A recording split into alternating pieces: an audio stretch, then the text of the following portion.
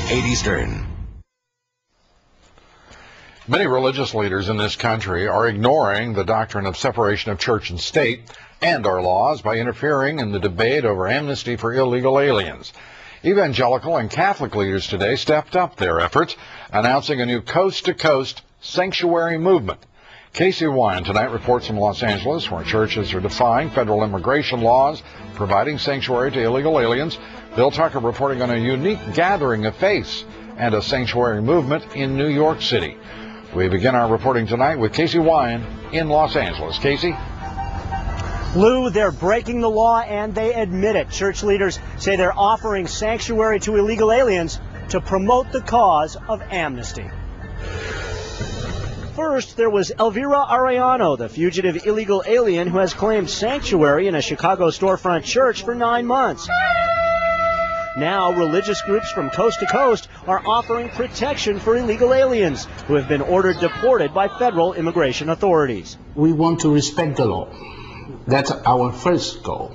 But when the law takes other weight and the justice take other weight, we have the need to stand up. Arroyo's North Hollywood Church is where this Guatemalan illegal alien, who gave the name Juan Sanctuario, will be defying his order of deportation. I am here because the law is not good. They are separating many families. Organizers claim hundreds of Catholic, Protestant, Jewish, and Muslim religious leaders are participating in the so-called new sanctuary movement. And we can pray to the God of justice that we will find a comprehensive solution for the common good of us all. They say it's modeled after a similar effort a quarter century ago when thousands of Central American refugees arrived in the United States, fleeing war and death squads. But so far, only a handful of illegal aliens have accepted the sanctuary offer, perhaps fearing that flaunting their presence in front of television cameras might not be the most prudent path to amnesty. Immigration and Customs Enforcement released a statement saying those who willfully violate U.S. immigration laws face the consequences of their actions. ICE prioritizes enforcement efforts to best protect national security and promote the public safety of communities throughout the country. We carry out enforcement actions at appropriate times and places. The churches offering protection admit they're daring ICE to enter their so-called sanctuaries and apprehend deportable illegal aliens. So far, ICE has refused. But immigration officials point out that U.S. law does not recognize the concept of church sanctuary, so there is nothing stopping ICE agents from entering a church and apprehending fugitive illegal aliens. Nothing, Lou, except politics. And politics and religion definitely mixing today coast to coast, at least in small numbers. Any idea of how many takers for a sanctuary as laid out by these church groups? So far, a grand total of 5, Lou. They say that's because there are a lot of legal maneuverings they have to do, registering these folks. They're sending letters to ICE, but so far, only 5 takers, Lou. Sounds like a very complicated process. Thank you very much. Casey Wine from Los Angeles. Religious groups in New York City also taking part in the sanctuary movement. Bill Tucker has our report. The news conference in New York began with a prayer service. Bless what we do. Let what is hidden come into the light. Let what is cold by fear be warmed by love. Clergy from various faiths were then called to the pledge of the new sanctuary movement, a pledge made in the face of increased immigration enforcement, an action they called a humanitarian crisis of national proportion. For us, sanctuary is an act of radical hospitality. Are these people criminals? No, they're not. What did these people do while they're here?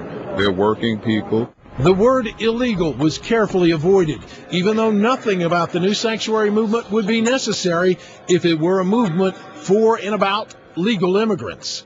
No one is illegal in the eyes of God, and this is a religious movement. In the eyes of the state, it's another matter entirely. 2 families were offered sanctuary, families who are not yet deportable because their cases are under legal appeal. Joe and his wife entered the country illegally using fake passports. Gene was a legal permanent resident who served 11 years in prison on drug charges. The law of God that says that there is no borders, that there are no borders, is the one that we're required to follow. In so saying, the leaders of the new sanctuary movement are positioning themselves not only in opposition to immigration law, but also the sovereignty of the United States. And while the leaders spoke of the fear provoked by current immigration law, which would have people deported, they were very quick to invoke fear in their part of the argument, asking what would happen to the children that deported families would be forced to leave behind. Lou, there is no law, let's be very clear about this, no law which would force them to leave their children behind. That would be a decision that would be made by their parents. Absolutely, without question. And of course, all of this resting upon the decisions of people who have made that very clear choice to enter this country illegally.